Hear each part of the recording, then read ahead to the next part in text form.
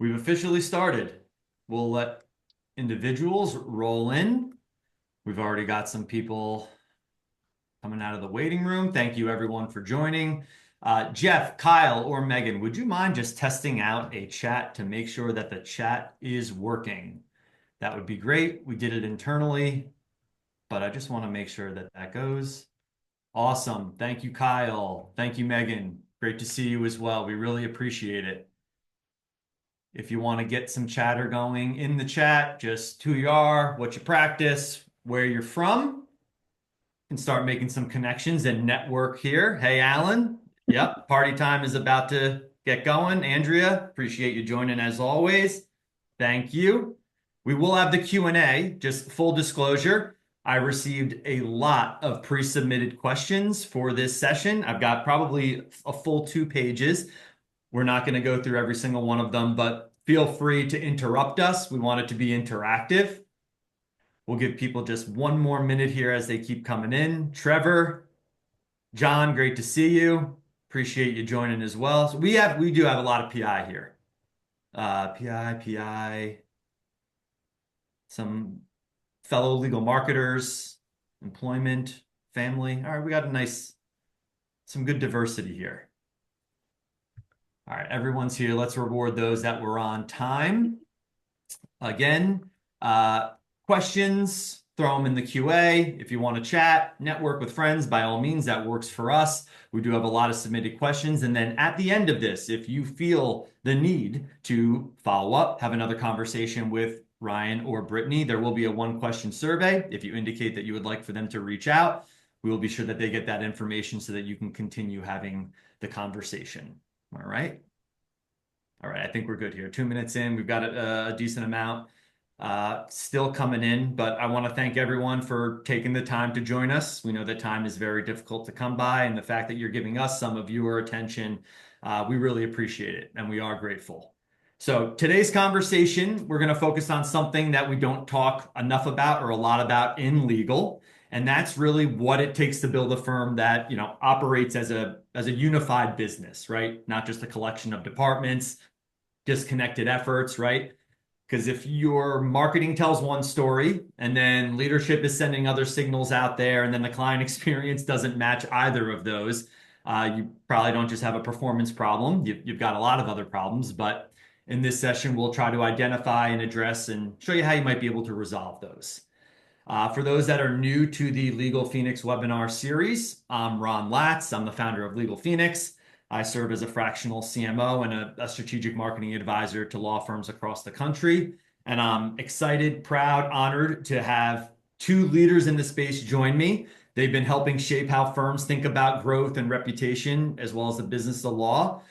Ryan McKeen built and led a firm from zero to the highest of heights in Connecticut. He didn't focus only on outcomes, right? But how the firm operated, how it was led, as well as how they delivered services. And then Brittany Green, the marketing brainchild and genius behind a lot of those efforts, helped drive that growth through thoughtful and strategic marketing, brand management.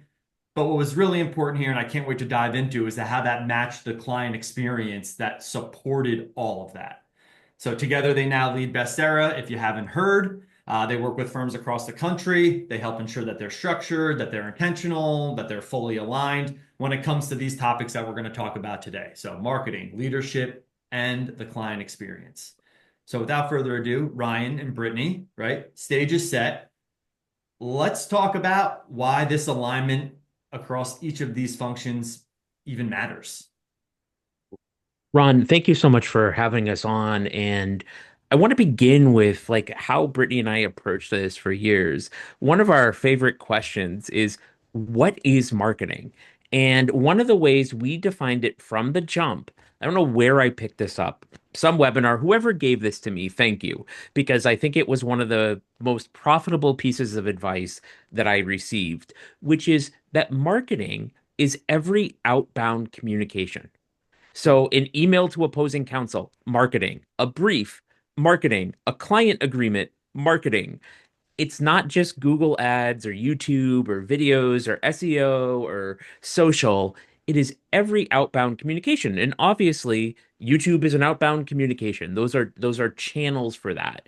But when you think about your phones being answered as marketing, your intake as marketing, your client consults as marketing, I think it really gives you the right mindset to get alignment on your team.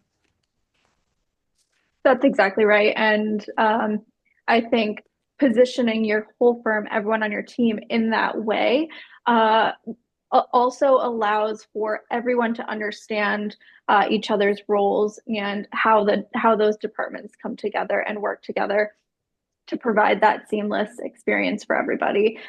We also realize too, as the non-lawyers in the firm are often seen different as the lawyers in firms. So when you position, your firm's culture in this way, then you start to see the importance of everybody on that team and why like Brian said, every piece of it that then goes outbound to the client is important. So then how do you handle, and recommend that clients resolve maybe some internal friction that they might have? One person might want to market a certain way, another person might not believe in a certain channel or insist that something just doesn't work. How do you resolve that amongst team members? So, the way in which we tried to resolve it was to create a real leadership team and to create job descriptions, buckets, and to have, a leadership team sort of as a board of directors. We ran on EOS. We worked with Kate Nicazel at Fireproof. And so really like the litigate when we worked well, which didn't always work, by the way. But when we worked really well, it was the litigations team. It was basically their call all the time. And with the marketing team, it was the marketing team's call. So the leadership team at the beginning of the year would set a budget. The marketing team would have to align, the budget would be in line with the firm's goals. You know, Look, if we want to generate 600 cases, it costs us $2,000 to generate a case. We need a budget of $1.2 million. Like that's what we need. And it's marketing's goal to work within it and then to report back to the team. And obviously, on like the biggest, highest level decisions, to discuss those and to discuss those spends. But look, at some point, you have to be moving fast. And I can guarantee you, your top litigator is not your best marketer. I could just guarantee you, and vice versa. Your best marketer is not going to be your best litigator. Fine. But it's creating that space on a team that says litigation, you go as hard, fast, and really deep as you possibly can. And marketing, you do the same at the same time. And having sort of an umbrella structure like EOS on top of it is what makes it go when it does go. Yeah, and also, you relate back to, right, how do you control, certain pieces of outbound communication when essentially certain people in your firm's personalities may conflict with that marketing that you're trying to put out. And that's, I think, where it comes back to again. This is true on EOS, and it was very, very true for us when we created the way in our operating system, which is you need to start with those vision and those values specifically, and make sure everyone on your team is aligned on those values, so that those can be a reflection of whenever they are dealing with a client, whenever there is this outbound communication happening between any person in the firm and a client, they are a reflection of those values, so that we can know for sure if there is some sort of friction with the client, well, what part of it was missed, by us that wasn't the true reflection of those values. I think we're most are familiar with, Fireproof or EOS. Obviously, you have the way, like an operating system, but like, what are some of the signs then, even if the intentions are good, that alignment, is inconsistent or missing, right? Like EOS talks to you about cascading messages across the team, but like sometimes firms think like, listen, I've told my marketing team, I've told the attorneys, like, here are our roles, these are our responsibilities, but they still can't seem to make it click. Like, are you able to identify some of those issues and then guide them through the process so that it's a little bit more cohesive? Yeah, and I think I mean, look, it's a struggle. Like there's no question that it's a struggle, and I believe me, I don't want anybody to walk away from this call thinking like, hey, we had perfect alignment on everything because we didn't. Because the when things start growing in particular, like a real impulse to sort of like grab control, to hold on tight to what you have, and to think like I should be the one to make those decisions, especially if you're a founder, especially if you're a lawyer, especially if you're a leader. So it can make those dynamics very difficult. Where we succeeded was definitely bringing in a neutral. In our case, it was Kate Nakazel onto our leadership team and to sort of referee. We called Kate our babysitter. Kate was a very expensive babysitter for us. Kate, if you're listening, I love you. You're not a babysitter, you're a superstar. But you babysat us, and I think you would agree with that.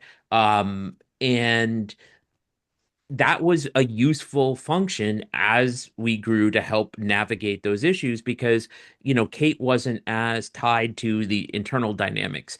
Kate really didn't care how many cases we signed.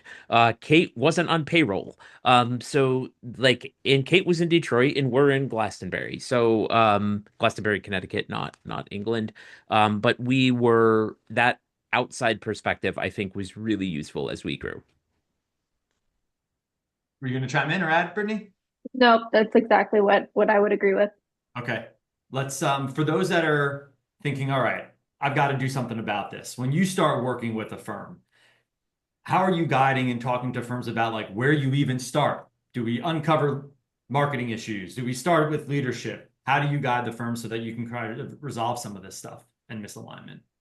I think the issue is, I mean, first of all, we take a holistic approach. And oftentimes people will come to us and they'll say, I have a marketing issue, or I've got a growth issue, or I've got a whatever. They've got some issue that is prompting them to seek help, right? And so we say, okay, time out, time out. Okay, we're going to look at this holistically. And we do some prep work where we get data, we get financials, we ask questions, we review those things, we have some preliminary meetings maybe. And then a lot of times what we do is we dig into really an intensive. And on day one of the intensive, all we are doing is really focusing in on what we call it the destination, EOS calls it the vision, but it's the same thing. Like, where do you want this thing to go? And sometimes, it can go very quickly if we're working with very small teams. If we're working with larger teams, it's a very big, important discussion as to what they want to have. That generally takes a better part of a morning. And then in the afternoon, we spend time getting crystal clear on values, on writing those values, on living those values, on implementing those values. And, you cannot have effective marketing if you don't have a clear vision and values. Like it will not work. Like that is to the extent, we had success. And have success, it's like that's where the magic happens. And then on day two, it is really like in the nitty gritty, like let's do a strategic plan. So it's sort of like the sky and the soil approach that we take to firms, and then laying out the steps to put in place that align with their vision. In my experience, and I'd love to hear Brittany's thoughts, it's like most problems in firms fundamentally fall into maybe three buckets. One bucket is most problems are leadership problems. Almost all problems are leadership problems. The second bucket is problems are marketing problems. So if you can solve the marketing and the leadership of the firm, you can then fix a lot of things because otherwise what firms deal with are symptoms and not causes. And look, Ron, you do marketing, you do it very well. When we talk to people, it's like, well, look, if I told you in a month you could have 20 of your best clients, like how many problems does that solve in your firm? These are the cases you love. These are the people who pay. This is where it all clicks. What your entire company is going to be different. I don't even care what size you are. Yeah. Yeah, and yeah, Ryan's completely right. Those are the two main problems we see, and the problem of leadership being more often than not, it's the leaders can't get out of their own way. They're afraid to give up control of things, right? Oh, I'm the only one that can close a deal, a client, so I can't give up intake, right? So no, you don't have an intake problem. You have a leadership problem. You're afraid to delegate there. So being able to dig into some of the honesty of the leaders in the firms in these intensives.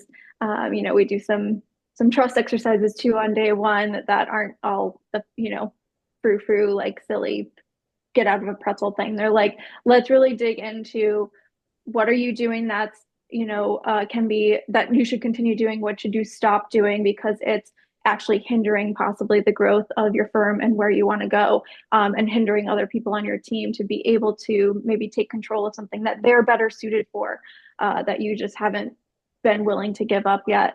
So yeah, that's typically one of the biggest hurdles we see when we're working with firms first. And then, like Brian said, everything else starts to you can kind of see it all unfold as we go along once we dig away at these little problems. Now, you both mentioned something that's, a common occurrence in a lot of firms, that these problems are disguised and they're really actually other issues. Most firms will blame marketing or blame the leads, but it's more so a people or possibly a process or even a technology issue that needs to be resolved. And that does go all the way back up to the top.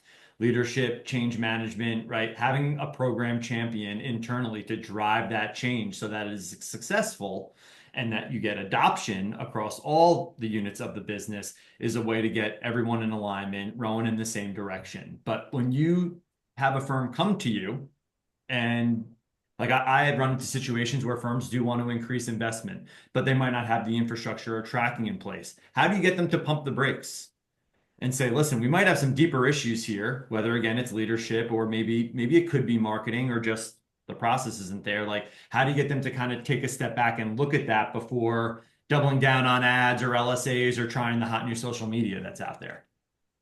Brittany, I'll let you take this one, but it brings me back to our very first consult, which gave birth to the way, with our friend in West Hartford, where we were brought in on exactly this. And you can dive in because this is where we realize like this is the issue. Right. Well, right. That first consult, where he was truly the prototype of how we figured out things like the way, like why we changed the way to what it was compared to EOS. And one of those first ones was we sat down and we said, typically vision, right, for EOS is 10 years. And we said, where do you see yourself in your firm in 10 years? And he was like, 10 years? I haven't even figured out what I'm doing next year. What are you talking about? That was the most scary thing for him to have to admit, that he'd have to look out 10 years out and figure out, what do I actually want? So that was like very first edit number one. We're like, okay, let's scale this back. Let's make it more manageable. Let's make it less scary. 5 years, right? Most of us can, feel a little less scared about thinking 5 years into the future and what our lives will probably be like, or what we're hoping for in 10 years or in 5 years. So that was change number one. And then, yeah, I mean, he was certainly someone who he was just like, yeah, right. I want more clients, right? I want to ramp up my marketing because that's what I'm supposed to do, right? I want more clients. And then we're like, okay, but what's your vision? Like, do you want to grow? Do you want to get into a 40-person firm? He's like, oh, no. I want my 10 people here and that's all I ever want to be, and we're like, okay, well then you can't just pump money into marketing and then want all these clients if you're not planning on staffing for it, and then again, we realized just so many strategic things. We looked at his finances and we're like, dude, you're sitting on like $500,000 that you didn't know about, and you're, it seems like what you really need is just some structure in your firm. He was afraid to hire an office admin of some sort because, he was in family law too. So, they all think in billables and everything. And he's thinking, well, I can't bill this person. Why would I hire them? And we're like, dude, you've got the money for 5 years probably to hire her, just do it. We promise you're gonna free up your time, because you also said you want to keep your firm small, and you also you like to do the lawyer work, you don't like to work on your business, and you also want to free up more of your time. You want to spend more time with your kids. So we're like, hire this office admin. We found you the money in your finances. You can do it. And, within that year, he bought a Tesla. He took a month off to go on a London, UK trip with his son. And yeah, his firm's just as successful, right? And we Well, his firm's own, more successful. well, it's more, He yeah, he went up like 100% in revenue and like yeah. 75% in profit. Like it ballooned, but it was he came to us with I just want more cases. And so if you're out there and you're listening, the size of your firm is a choice. And look, like there are great people out there like Ron or Brittany who can really help drive that, but it's fundamentally a choice. Like you can invest in it, you can do it. But we also were like, well, what happens when somebody calls your firm? They get voicemail. And I'm like, you want to do high-end divorce and you're just putting them through to voicemail. Okay, well, how do you capture the leads? Well, we just have paper. Like, okay, no, we're going to get you a CRM. Okay, and it was like, okay, we're going to process and well, who does your intake? Well, my great paralegal does my intake. No, no, no, no. We're gonna get like, oh, like it was a constant restructuring to align with what his vision is. And so this very dynamic plays out in law firms of all different stages. I think it's a perpetual thing in firms. It's the new level, new devil problem where things that worked and it worked for him. He had a successful firm, but it wasn't going to get him to where he wanted to be. And I think it's very important it was for us to have some outside perspective to come in and say, this is amazing. This needs some work. Have you thought about this kind of thing? Awesome. Many firms, like when they approach me or that I've just had conversations with at conferences, right? They're always looking to improve performance of marketing, generate more qualified opportunities, more wanted cases. And one of the conversations that I try to have with them to ensure that they can handle that they've got resources and the infrastructure to support it, is to make sure that those resources are in place. But one of the things that I found until I'm kind of dancing with the firm is, does what we're saying in our marketing and our messaging and positioning align with like the service delivery? Hmm. How do you Yeah. tackle that? You don't know the firm. Well, Like what is the way, no pun intended here, that you approach those types of discussions? yeah, I mean, one of our recommendations, and it depends on the vision of the firm and it depends upon what they want to do. But one of our recommendations is to hire somebody in-house for marketing. Like I can show you our leads. I could send it to anybody who wants to see it of when Brittany joined us, when we brought somebody in-house, right? And so you have to have somebody closely working those things. It is a role in a firm at a certain size. Brittany was our ninth hire. Okay. And so like but it was that important to us because you need somebody to manage the internal. And actually Brittany's initial job was client happiness, to work with our existing clients, to deal with clients who were upset. And then by the time Brittany left, it was a true marketing director role where she's working with Jason Hennessy, working with our media buyer, all of these different skills, but you need it in-house. And look, I've been out to John. I've spent time with John DeCazel in Detroit, and Mike Morris's office sits in a corner, as you would probably expect. And to his right is Trudy Emlaw, who is his amazing, completely baller marketing director, and to his left is John DeCazel. And I think if you're a leader of a firm, like that is correct. Like it is marketing and operations and you are the bridge between those things, right? Like you are literally filling the space between those things. So you have to really think about it that way. And obviously, look, they're at a bigger scale. We scaled up. Things can change, but even if you're smaller, like that needs to be where you're moving. I want I was to, gonna say, oh, oh, go go ahead. ahead. No, no, no. Well, yeah, I was just gonna add to that, because I think a lot of firms are much more in that position where we were for many years of versus the Mike Morses who can throw millions of dollars into commercials and billboards. Um, and we're just usually when people say, they come to, you, Ron, or whoever to help with their marketing, and they just think, well, I just need to throw money at it, right? And you do whatever it is everyone else is doing, spending on here and here. And it really is so true that your best cases are going to come from client referrals, attorney referrals. So always finding a way to nurture those in-house, first and foremost, is going to cost you the least, most likely within your marketing budget, and probably end up giving you your highest value cases, year over year. So, yeah, for anyone, right, wondering if it makes sense to spend, yeah, on bringing someone in-house, for client happiness, and thinking that that's not a valuable role in your marketing, it is. I do want to come back to scoping out like a job rec for someone at the ninth hire so that people can hear like what are some of the responsibilities, because a big challenge that I have faced within firms is that that first marketing hire is really treated like, well, they're the marketing unicorn. They're going to do everything. They're going to have every channel. And it's just like, there's not enough hours in the day. We will get there. Right. But Ryan, when you were talking about that process and bringing that person in at the ninth hire, Alan Watson from Blue Seven chimed in and said, I've heard you before that your fourth or fifth hire should be an ops person. Did you do that when you were initially building the firm?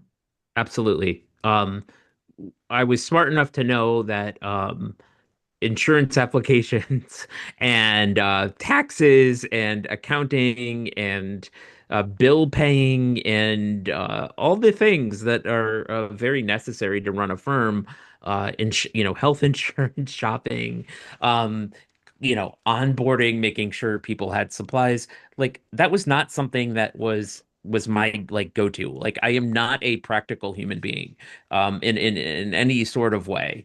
But I brought in Allison, who is my wife and who's a lawyer, to really make the firm. To the extent I'm chaotic, she's steady. And to make the firm go in a way that people got paid, that checks got deposited, that the electric bill was on, that if the plumbing wasn't working, somebody was there. Because really, when you start looking at like communications chains, we talk about this practically, which is when you start and maybe it's just you pull up a bar stool and it's just you just thinking about things. When you have, maybe two people, well, you get a high top, right? You have four people, you get a booth. And you can all talk to each other. You can all be on the same page. Like it's very, very easy at four.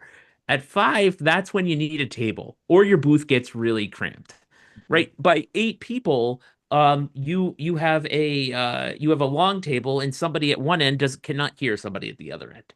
Um, and you start looking at different leadership structures and military, you hear anywhere between, four and eight reports. I think the number is probably about five is where you want to be for almost anybody.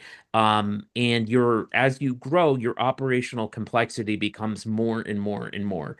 And your time uh, probably should not be spent doing those things. I mean, most of the time, for anybody who is a lawyer, they have a grand total of two great uses of their time.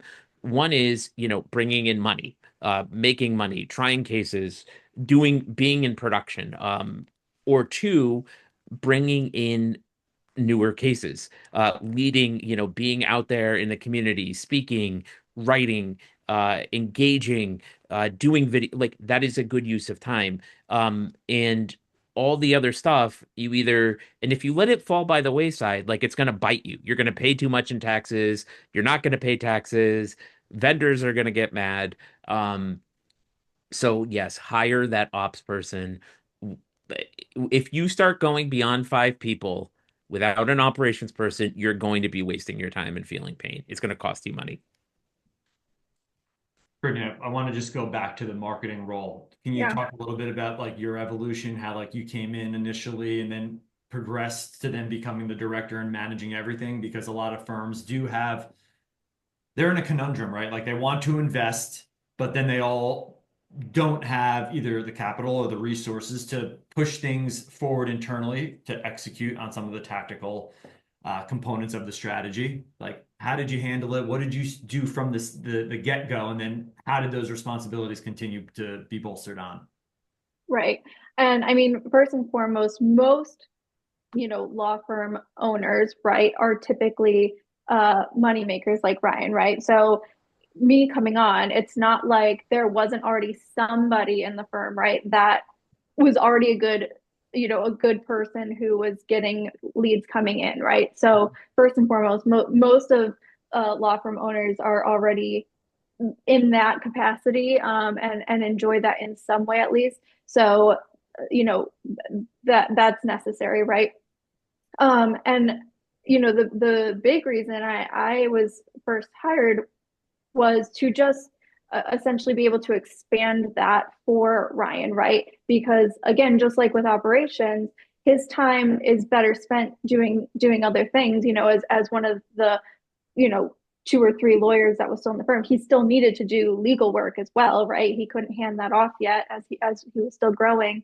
So instead, he just needed another body, right, to be able to do some of that external rainmaking in the community, right, with our clients. So yeah, the beginnings of my role really were getting on the phone and checking in with clients, right, and finding out what was working in our services, what wasn't, right? When a client, this comes back to, we from the beginning, before even my time, Ryan was surveying clients, with a podium at the time, and asking us, clients to rate our service.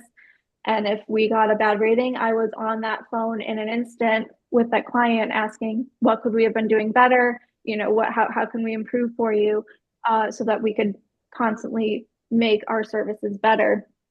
And then, doing events, right? In-person events for us, again, in the community, hosting things at our law firm. So, and these are things, right, you can't hire a vendor for, right?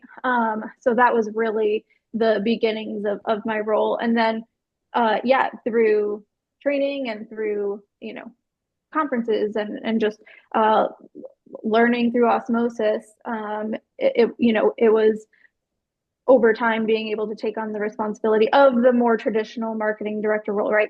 We had a bigger budget to be able to introduce, higher SEO spends and finding ways to enhance that. We had a bigger budget to be able to start dabbling in, PPC campaigns or TV commercials and things like that. So over time, of course, yeah, it was just learning and training up to these things.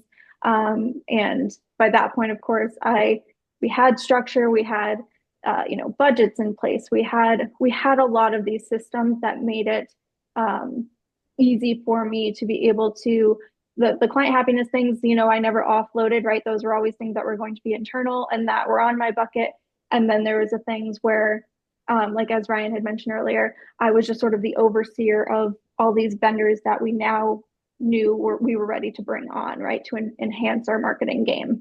Was that done intentionally because you had discovered or felt that through the feedback loop and the client surveys, that the delivery of service wasn't matching what you were promising in your messaging through your marketing? Is that like, how did you uncover, or was that just surveys that you wanted to collect feedback?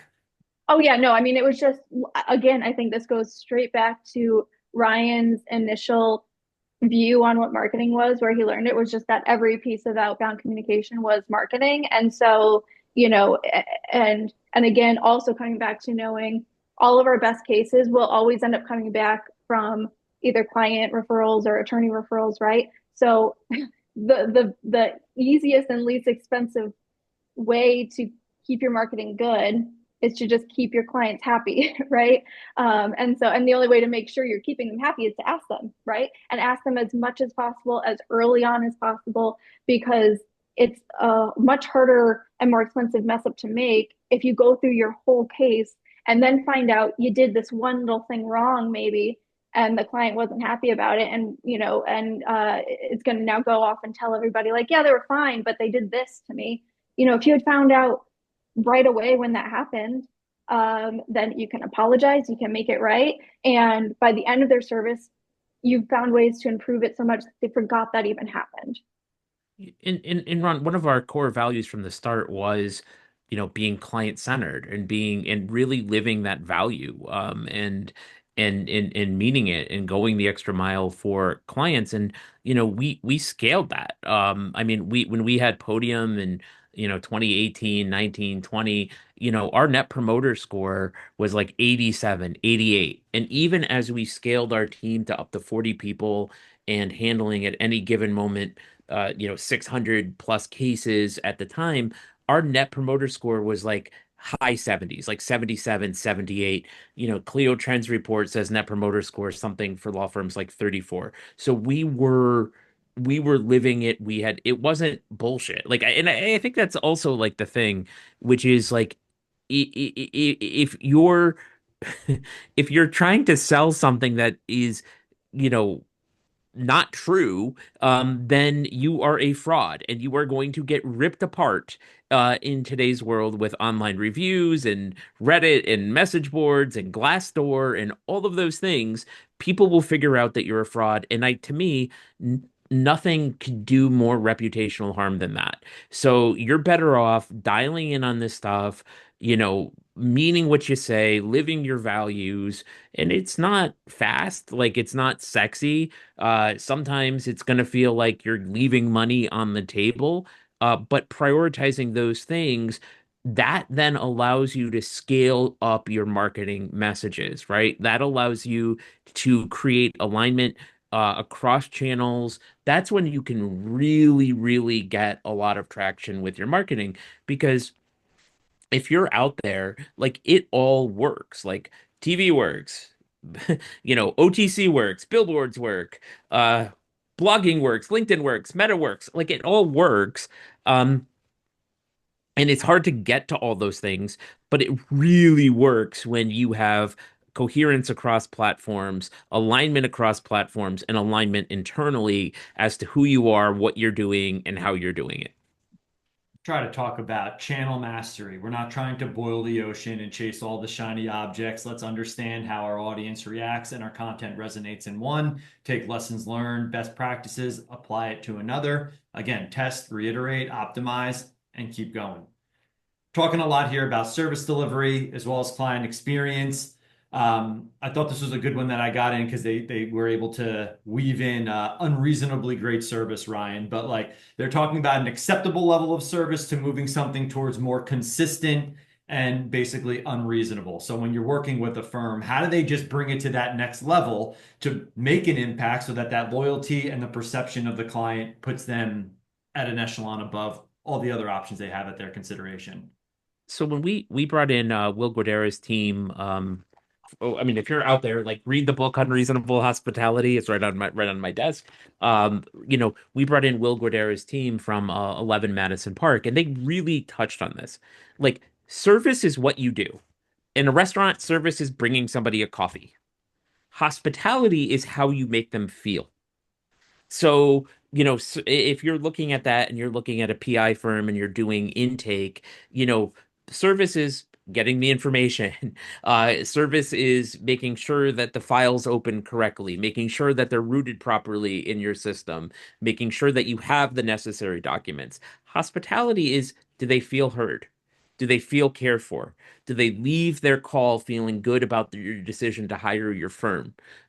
So you have to try to engineer as best you can. And I'm going to let you in on a secret. The way to do it is to hire really good people, to also really, a lot of hospitality in law is simply communication. And communicate more and more and more in different mediums. So use things like calls, text, emails, mailers, like touch them in a million different ways to make them really feel seen. Automate what you can automate, but also keep the personal there, keep the responsiveness there, prioritize that responsiveness, organize your communication channels, organize your systems, so that way you have case management software where if somebody's out, people aren't like, I don't know, or they're saying contradictory things. All those things need to be recorded, and that's when you can get a really, really high performing and profitable team. Yeah, and I mean the great thing about unreasonable hospitality is in the book specifically and what they talk about is exactly that, which I think too many people hear understandably hear the word unreasonable and think, well, yeah, I can't do that at scale. Like I that it's not going to be profitable. It just won't work for a law firm. But the big thing that Will Guterres talks about is finding ways to be unreasonable for everyone in these scalable moments. And yes, you can have the grand gestures. For those that have watched The Bear, that's where unreasonable hospitality, that's what it's based off of. And there's the hot dog episode, if you know about the hot dog episode, or sorry, it's the Chicago deep dish pizza episode, but it came from the New York hot dog in the book. And yes, something like that on this grand scale can only happen once every once in a while, right? And we would have those moments, at the firm where we'd find out this one really important thing maybe that was happening with a certain client, and we had this perfect light bulb moment of like how we could do this cool exceptional thing for that one person, and that would be great. But obviously we can't do that at scale every day. But like Ryan said, finding these ways where we can just over communicate to every single client in different mediums so that we can make sure we're touching everybody in whatever way they learn best, right? Some of us are visual learners, some of us need to hear it, we're auditory, some of us need to read it. And so being able to provide them with more information than they may even need, and before they ask for it, that's the other big thing, is trying to anticipate the needs of our clients is what's most important to them. So if you find ways to automate that, like Ryan said, we started using case status to communicate with our clients, and we had these message templates ready to go right in the beginning of their cases. So case managers were sending out these FAQs about what they should expect in their cases before the client could even ask the question, right? And it's these little things that don't feel huge to us, but they actually do feel unreasonable to most people who have, never experienced a lawyer before, right? Or working with a law firm before. I do have a follow-up on that, but I want to get in for the chat here. Mackenzie Corbin over from Elise Bowie talked about how she's owning unreasonable hospitality within her law firm. She did throw into the QA that she was curious about how others are implementing this type of approach to just unreasonable client experience in their own firms. If anyone would be willing to share with Mackenzie in the chat, that would be great. Brittany, I want to keep going on what you were talking about there, because it was basically like how you are operationalizing the client experience for firms that have multiple teams, like a lot of resources, a lot of lawyers. Like, how do you do that without it becoming like super rigid, and that you've got the option to go out and get the deep dish or the hot dog for the client because you know that this is going to put you in a league of your own? Exactly. And that, I think, comes back to why having a dedicated person like the client happiness person in your firm is useful, because of those moments, right? So yeah, in our firm, right, we had these systems in place where communication stuff, that was handled by the case managers and lawyers, right, at the beginning of the cases and so forth.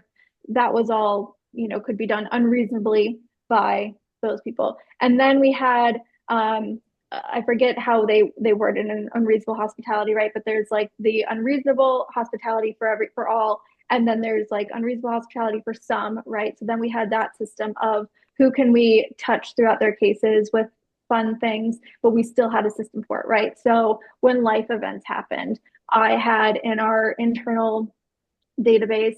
So even if I wasn't there, like this could still happen by other people, of course, but if a pair is on the phone with their client and the client says, oh hey, can we postpone this meeting because I'm getting married next week, obviously our team being trained to pick up on these things because these were our values as client service, they picked up on that. They would task me right in our CRM and say, hey, so and so is getting married next week, and I'd get that task and I'd go into my database and I'd say, okay, great, I know this is what we always like to give to clients that are getting married, right? And so I'd send that off for them. And so those things, of course, that client, that's the first time they've ever been touched in that way, right, by our service. So they don't know that I do that for every person getting married. That's our client, but it was special to them. And then again, if there are those sort of very out of the blue moments that don't come along, and again the para or lawyer says, hey, this is happening in this client's life, who knows what it could be, but again, something that just isn't happening every day. Like one time we had a client who was having a lot of money troubles around the holidays, and he was really upset because he wasn't going to be able to buy his grandkids Christmas presents, and he had these toys picked out for them, but he wasn't going to be able to do it. So that one was one of our grand gestures where I ended up going out, buying the presents, wrapping them for him, and delivering to him at his house. And so those things can happen, and only were able to happen, right? Because I was there to to fulfill that while everyone else was doing obviously the very important work of working cases. So that's where I think we can talk about on these different scales how law firms can do all of this. So we've covered a lot of ground, marketing, obviously leadership, client experience. Can we share just maybe some blind spots that firms might not be aware of when they're trying to like bring all of this together so that it can be a cohesive ecosystem, if you will? Yeah, and I think I can speak to that. And hey, Mackenzie, so happy you're here. Mackenzie was with us down when we had Will's people down in Charleston with us. So happy you're with us. I mean, because look, like this gets to like what marketing is. It is a core function of the firm. And so you need first of all, like with our first client there, like you need to have your financial house in order.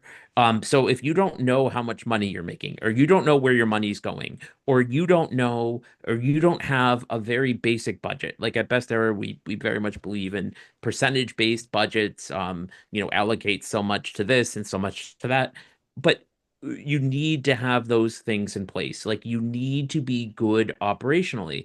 Like, if think about yourself as like a restaurant. If you are a pizza restaurant, the best way to get more clients is to be really, really good at pizza, not spend a bunch of money on TV commercials and then sell crappy pizza. Like that's not going to work. Get really, really, really good at pizza. So get good at the thing it is that you are doing. The question I would always ask myself is knowing all the good and the bad and everything, like would I hire my firm today? Would I hire my firm knowing everything? And if you're an owner, you need to be honest about that question. If the answer is no, you need to figure out why. You need to fix your systems, fix your people, find new people. Like you need to solve for that. Do not market for crappy pizza. Like just do not do it. So I mean, look, it worked for Domino's, but you're not Domino's.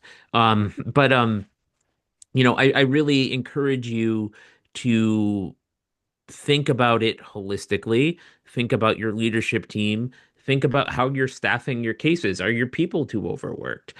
Do you have repeatable systems in your thing? How are you communicating with your clients? I think in look, we use case status. We were just out at Hona's Disrupt. Like you should be, if you're in a consumer facing firm, using a client portal like that. Like that is incredibly valuable. And, we looked at that not just as an operational thing, but as a marketing thing. And we encourage firms to look at that as well, because it's going to, it gets back to the original point that we made. And also like be willing to measure. Like I think, Guy talks about this a lot. And I'm maybe one of my gifts in life is I'm not that sophisticated. I'm pretty simple. Like if you need to chart things, like you need to know, are we getting more or less? And what you want to know is on that chart, like where are things that you're doing? So if you're okay, you go on TV in July, like what happens? You go on radio in August, what happens? Are they going up? Are they going down? And look at it really as multi-channel spend, multi-channel effort. And what the thing that you want to know is, are you getting more of the cases that you want? And is it costing you more or less? And that's going to tell you how effective your marketing it is. And look, like it gets complicated. It gets hard. Um, you know, you could be out there and if you're out there listening and you implement like an email newsletter, like that's going to give you a bump, but somebody's got to organize the list. Somebody's got to come up with the content. Somebody's got to do it on a regular basis. Doing it one time is not going to work. It should reinforce your messages on social media. It should reinforce the client experience. Everything should sync together because they should feel like it's a unified experience for your firm from when they discover you till when it ends. And Mackenzie knows this. One of the big points with unreasonable hospitality was you also get to decide when the experience ends. Mhm. And for a law firm or for marketers, if it ends when the divorce is finalized or it ends when they sign the will, you're leaving money on the table. I also think a blind spot for many firms that goes with unreasonable hospitality is that, and again, read the book because it's in there, that unreasonable hospitality for your clients is important, but also if you don't have unreasonable hospitality for your team, um, that's where that alignment comes back, right? Where the marketing has to align with your internal culture, and there's many ways, right, to show hospitality to your team members. But one of them again comes back to actually having those defined values and making sure everyone upholds themselves to them. And I've noticed with a lot of almost every firm I think we've worked with at this point, I can't off the top of my head think of one that had already been doing this, is implementing true employee evaluations regularly, right? And this, again, this is part of the way where we suggest evaluating your team members quarterly based off your values and if they're living those things. Because again, that can show you blind spots too of who may not be living your values, right? Who may not be getting it and wanting it the way the rest of your team members are. So it may not sound like it, but it is actually being unreasonably hospitable to your team by providing them with that feedback and providing them with these sorts of structures in your firm. Because I promise you, people like working in places where they know exactly what is expected of them. And if you fill out the form that Ron's going to give you, I'll send you our talent evaluation that we used at the firm. It's very simple. It's one page. As we scaled up, it was very hard to make the time to give 40 people every quarter a review, but we were able to do it. And to Brittany's point, like we would terminate people who were not culture fits really quickly. And we did internal surveys with gusto of like, hey, tell us. And we took those surveys seriously to the point that we ended up winning third with the Hartford Business Journal's best places to work. And they send like extensive surveys to your team, and it's all private. And you have to have, what is it, like 80% of your people, like, Right. like it's not bullshit. And so, like, winning, like, it's no surprise that, like, if you're on a winning team, you're doing a lot of things right. And if you're like the New York Jets, like everything just goes wrong all the time. If you're not a sports fan, I shouldn't speak in sports analogies, but the Jets are just, they've been terrible for like 60 years, aside from like, Joe Namath and back before any of us were born. But when things go right, they continue to go right on all levels. So you want to take that momentum, seize it, but it really starts, Ron, back to circle back with being intentional. Like that is the single key. And if we look at the best performing firms that we work with, and we look at the firms that are struggling, the firms that better perform are intentional about everything that they do. They're intentional about the experience. Yeah, that's And what and also too, if you build that trust, like it works both ways, where if you really are good at building this, you build trust with your clients, which make them easier to work with. mhm. The vast majority of clients that we had, our team members loved. There's always one, but like at scale, we were able to do that. And then when we said, "Hey, look, you should go to trial," or "You should probably settle this," like we didn't have arguments with clients because we had formed that connection. Love it. That's awesome. Love the sports analogy. Love you tying in Connecticut pizza there. I mean, talk about a competitive landscape, right? Compared Mhm. to other states. But let's try to squeak one more question in here. It is related to marketing, and since we're all marketers here, maybe we could share a little bit of with rising costs, LSAs being so volatile, and national firms entering into our markets. What are some of the things that you see personal injury firms doing to help increase signups? Do I you want know to it go first, Go Ryan? for depends, it. Go but for it, Brittany. It's yours. I mean, our biggest trend that Ryan and I have been talking about really all of 2025, even before that, was how important your brand is now to your firm. And again, your brand is not your name and logo. Your brand is your values. Your brand is the way people perceive you, right? And having that distinguishable brand is what's going to uh, be able to keep you in that competitive market. I agree. I mean, we even before we had left the firm at the last year at the very beginning of January 2024, when I had set out our what was going to be our full budget, marketing budget, and plans for 2024, we had nixed LSAs pretty much entirely because we agreed. We saw that they were way too competitive. We weren't getting the kind of cases we wanted from them. All of this, again, was shown because we had these systems and data in place.